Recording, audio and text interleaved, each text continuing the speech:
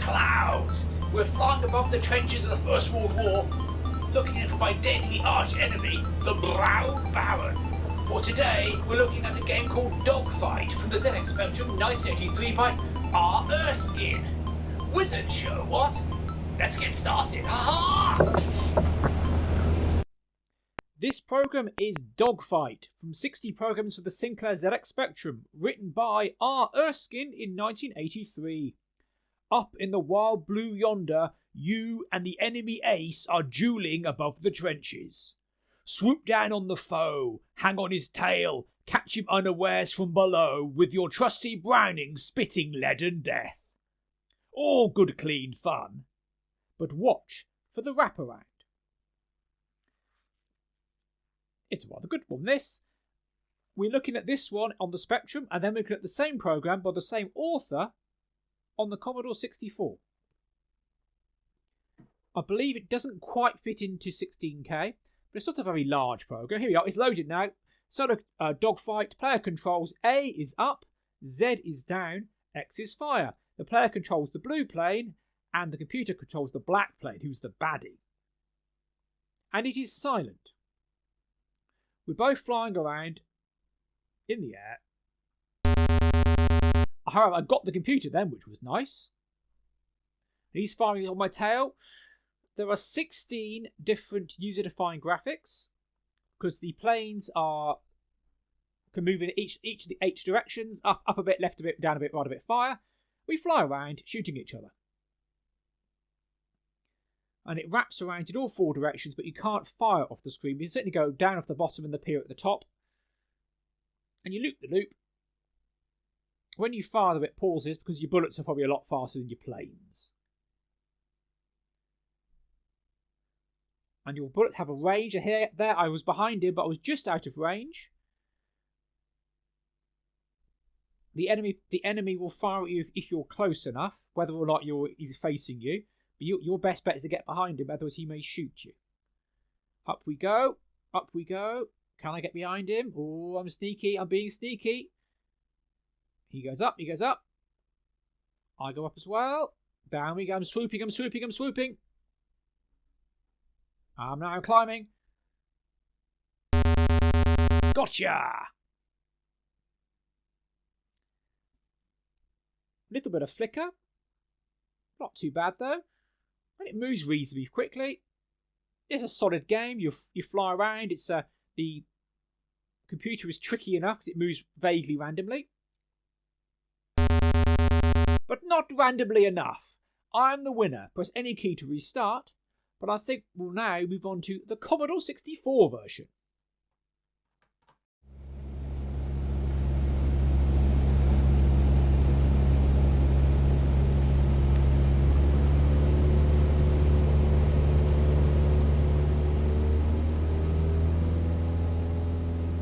Guten Tag! It is I, the famous flying ace, the Brown Baron, here patrolling the skies looking for the enemies of the Kaiser. Oh yes. And when I find them, I will shoot them. Ha ha ha! We shall see which technology is the better. The weak British Spectrum or the mighty Commodore Hindenburg. Ha ha ha! So this is Dogfight for the Commodore 64. From 60 programs for the Commodore 64 by Pan. This is written by R. Erskine, I certainly believe. Up in the wild blue yonder, you and the enemy ace are dueling above the trenches. Swoop down on the foe, hang on his tail, catch him unawares from below with your trusty Browning spitting leaden death. All good clean fun, but watch for the wraparound. But this is the Commodore 64, which is a rather fancier version. It can be played with 1 or 2 players, and the single player option will match you against Air Commodore Hindenburg, the dreaded fighter ace who already has 64 notches on his joystick, or a 2-player option, a duel to the death between 2 young pilots who, in more peaceful times, may well be friends. Isn't war terrible? So you get to play 1 or 2 player, which is really rather nice. Choose your path to glory, 1 or 2. We're going for the single player option. to start off with. And we have here the controls for player 1, player 2. Control is up, Commodore key is down, shift is fire for player 1. Player 2 is up, down, fire. Player 1 is blue, player 2 is red. This is much better than the Spectrum where the computer player was black, which is what everyone knows it's the Red Baron. So here we've got the Red Baron versus the blue, not Baron. Any key to start, the computer is player 2. What a lovely looking game. Two lovely sprites, both going in the same direction, which is nice for a start. The Spectrum ones had you facing each other. Detailed sprites, we like this. Plus, we have that famous Commodore SID chip with noise. And the noise varies based on how high each player is up and down the screen. So we do loop-de-loop. I'm not used to Commodore's key. Oh, and we crash into each other, and that's a nice effect. Animation dropping to the bottom of the screen. What a cracking version. There we go, round and round we go. Where we stop, nobody knows. And that's your firing, nice big chunky bullet. And that's the Red Baron, also Commodore von Hindenburg. Flying about. The nice sky blue is a good use of the background, the default Commodore blue, but it's a rather effective. Player lives, computer lives are at the top. I'm still trying to get used to the keys, which on my keyboard, tab, it's tab, control and shift being fire. It's not too bad. Well, here comes the Red Baron. Can I get him? Can I get it? Always trying to shoot me. We're close to each other, showing each other our heels. Oh, not quite. It plays similar to the Spectrum, but it is honestly it's better. But better graphics, better sound, better animation. But I still think there's going to be room for improvement. It's really rather nice, this. It wasn't great to type in. Commodore Basic is basic. So you do lots of stuff with pokes to set up your sprites. Oh, he's got me! And there's obviously setting up the SID chip and whatnot. But this is really rather splendid. Got him. There he is. Come on, I'm climbing now. He's got one life left. Oh, he nearly hit me. Oh, we've rammed into each other. Player 1 is the victor. I've rammed him out of the sky. I think we can make this one better as well. But first, the Spectrum.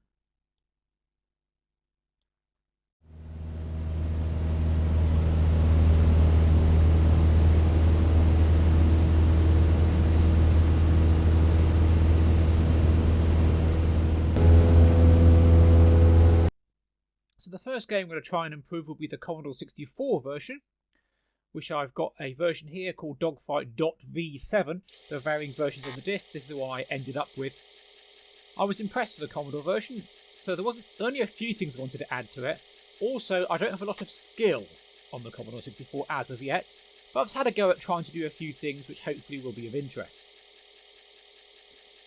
Which took a... That's why there's been a slight delay learning how to do things and experimenting and whatnot. Now it's loaded, let's run the game and see what we've got. So again, I've not changed this at all. It's still you have single player or two player. I'm going to go with single player, because I am Billy No Mates. Here we are, single player. Player 1 blue, player 2 is red. Off we go. So, I noticed the screen was a bit empty. So, because the Commodore 64 supports up to 8 sprites, I thought let's add some more sprites. So we have 4 sprites for the clouds and 1 for the sun. I had to reorder the sprites. The sprites originally was used sprite 0 for player 1, sprite 1 for player 2, and sprite 2 for the bullet. If you put the the earlier sprites always have priority over the later sprites, so that would mean I'll be flying behind the sun, which obviously isn't quite right. So the sun is obviously sprite 7, so we're always flying in front of the sun. But I then made the clouds, 1, 2, 3 and 4, the first 3 sprites, and moved the aeroplanes and the bullets down, which took quite a lot of time. Obviously I created the sprites for the sun and the clouds. Both sun and the clouds are expanded twice in the x-axis, and the sun is expanded in the y-axis, so it's nice and big and chunky. We can't, at the bottom of the screen you can see a row of brown X's. That represents the ground, because with aeroplanes, I've crashed there. It's the ground. So we can't fly off the top of the screen. If you fly at the top of the screen, you'll just sort of slide along the top. If you go straight up, you'll basically stall and go down a little bit. It's not too bad. You can still fly off the left and the right. If you hit the bottom of the screen, you will crash. Because it added sprites, I had to change how collision detection worked. Originally it goes, oh, are the two sprites, the two planes hitting each other?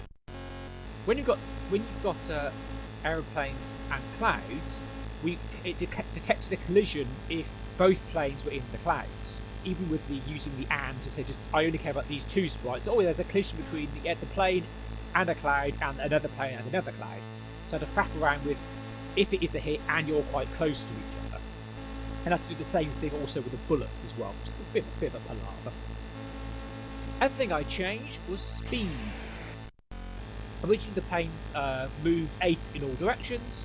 I changed it so the player 1 is slightly faster on the horizontal. Both planes are slower climbing, however player 1 is slower climbing than player 2, but both planes are also faster when they're diving, because you're aided with gravity. So you can do loop-the-loops, and going down you're a little bit faster, get a bit of a leeway there. But if player 1 is chasing player 2, player 1 will catch up. Because these 4 cloud sprites are higher in priority than the aeroplanes, you get to fly behind the clouds, but in front of the sun, which I think is a nice little fun. Flying around, the collision detection is now a little bit wonky, unfortunately. A clever person could probably sort it out, but I'm not a clever person. So there I should have hit. See, the red band there is gliding along the top of the screen because he can't fly off the top because it's only a little biplane. They're both shooting away, and because we're using sprites, we can basically overwrite the lives at the top, and that's absolutely fine. So yeah, I've gone straight up and basically gone, no, you can't go up any higher. They're both bashing off the ceiling, firing at each other, a desperate battle for supremacy. And the SID chip is really rather nice for the effects we have.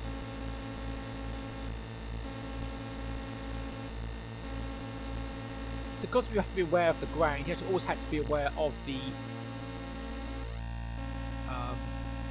computer player has to not fly into the ground. So if we're a bit below, if he's a bit low, he will basically pull up in the appropriate direction to not smash into the ground. He's not an idiot. Down we go. Whoop, loopy there. Want to get behind him and shoot him. Oh.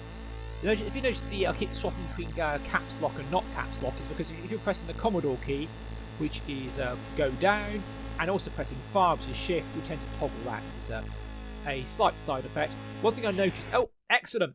The battle for supremacy is over. Player 1 is the victor. God save the king. I clear the screen and get rid of the sprites, so it's nice and clear.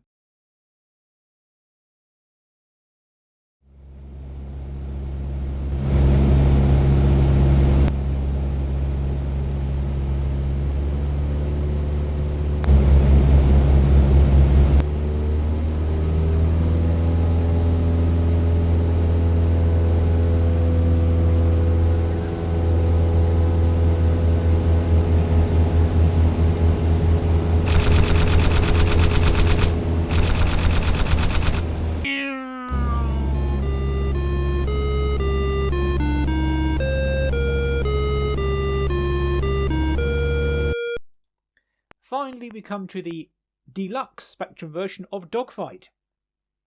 I've taken some ideas from the Commodore 64 version and added some of my own. And as is traditional, we always have a loading program. This one I got from Pexel's website, which is a copyright-free photographs. Stuck it into ZX Paintbrush, and with a very little amount of jiggery pokery, got a really rather effective image. I haven't used any machine code in the Deluxe version. I've kept it as is. I ran out of user-defined graphics. The game itself, as originally written, has 16. I used a few more, and then ran out. And I wanted a few more, so what I did was, when I added the military font, which is, as is traditional for the war games, I used the editor in Charset to change some of the characters I didn't care about into different graphics. Look at this lovely picture of two biplanes flying in the sky. It's from Pixabay on Pexels. So I added some more graphics. So the original game was 1 player. This allowed us to be 2 player. I've changed the keys slightly. I thought, this is an aeroplane game. Pressing down or pressing up should make you go down. Pressing down should make you go up, mimicking a joystick. So I've changed the keys to Q and A for that. I've also added more of what's called a campaign thing. So you play the game, and as you progress, the state of the war changes underneath you, which gives you an ultimate goal, rather than just flying about in empty space. While the wraparound thing was cool, I thought, well, it's an aeroplane game, so where's the ground? So I added the ground. And once I've added the ground, you then have the problem where you can fly into the ground and crash. What happens if you fly off the top of the screen? Well, then no, you can't do that either. You sort of bounce off, which mimics a stall based on these old World War I engines. Also added a couple of very minor sound effects and tweaked the existing sound effects to make them more machine gun-like rather than a bit less beepy. And you also get, if you actually win, a victory tune for the winner, or if you lose in the single-player game, a losing tune. So, number of players, 1 or 2. I'm going to select 2 because this gives me a chance to actually show off the game. So A, Q and X. A is up because you're pulling back on the stick. L is up for player 2. Space is fire. Of course, it's easier to do this way than you can train. Player 1 is blue. Player 2 is red, not black. As you can see here, you've added clouds and a sun, which are just basically spaces in different paper colour. A very light beep. A very short. Excellent. That's the first hit. And on the bottom of the screen, you've got the trenches. On the left-hand side, your British trenches protected by barbed wire. There's some shell craters in the middle. And on the right-hand side, you have the German trenches. They're the red spectrum bouncing off the top of the screen. Obviously, the computer just moves around as if by randomly. However, if he's close to the bottom of the screen, he will actually pull up. The idea being, but that's based on how many lives he's got left. I've also changed the lives markers to be either the Royal Flying Cross roundel or the Iron Cross symbol of the Imperial Flying Service. There it is, flying around. And it's still quite tricky to get behind him because he moves around as if by random. If you change the difficulty on the single player version, then he's more likely to fly in a straight line than to move. Excellent, I've shot him. I'm now flying straight towards the ground. Can I pull up in time? The answer is no. So now it's 2-1 to the Allies. Flying up behind him. Because the clouds are just paper, that's quite easy to find. It did involve changes to the hit routine, which is based on whoever's firing fires a bullet the same colour as them, which in this case is either blue or black. And player 1 is the winner. Press any key to restart. Originally this was white text on cyan, which is possible to read. When you restart, it's a lot quicker to restart because it doesn't just run and then redefine all the user-defined tokens again. It just skips all that and gets it back to start. So now you see the lines have shifted. So we can now see a 4th German trench and some German artillery. These are the extra pieces I defined using the font itself rather than user-defined graphics. I think they're based on squiggly brackets and square brackets because it's set to purpose, and this can move back and forth as you lose against the computer. However, I am winning because I'm playing player 2 because I'm a dirty cheat. And we push forward again. We can now see the last German trench, the German artillery, and a few of the German headquarters are represented by little flags. You get the same sort of thing on the British side as well. This way is showing off how it wins. Shoot him. And he reappears. Because you can fly in front of the sun, you can fly in front of the clouds, you can't fly behind the clouds. And again, another glorious British victory.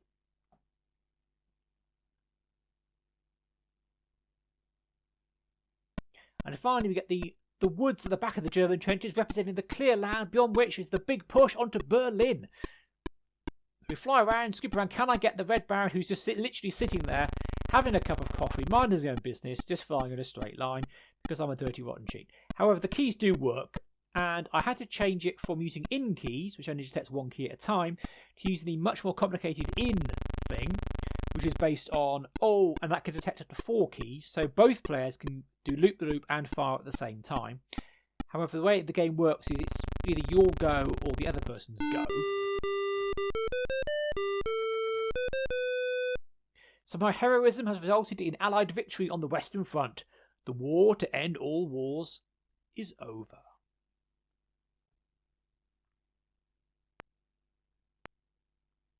And show you the single player version, we also have a difficulty level between 1 and 5, which just results in how often he changes directions. Going for 5 are very difficult. Again, I also have A, Q, and X. The computer controls the red, not player 2.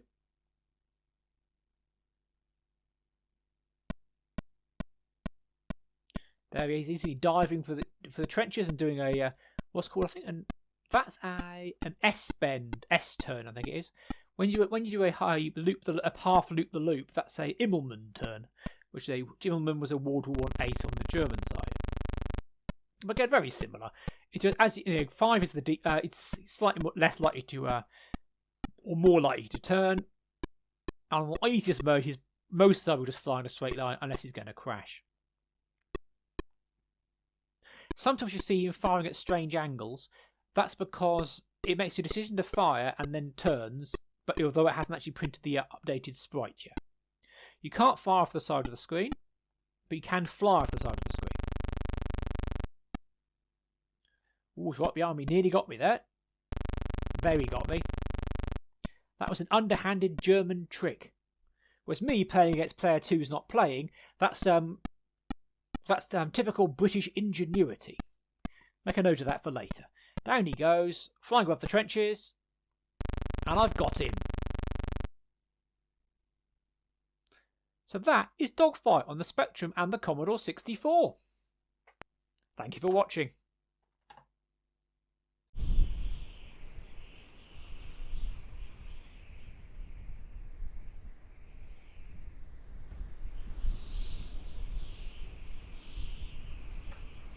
Oh dear, I seem to have had a bit of a prank. But don't worry, I'm sure we'll be back next week. I've got some interesting thoughts on the Commodore 64. It's a cracking computer with a rather tricky basic, but there's a lot you can do with it. I'm sure I'll have time to read up on it while I'm in my prisoner of war camp. Oh dear. Still, tally-ho.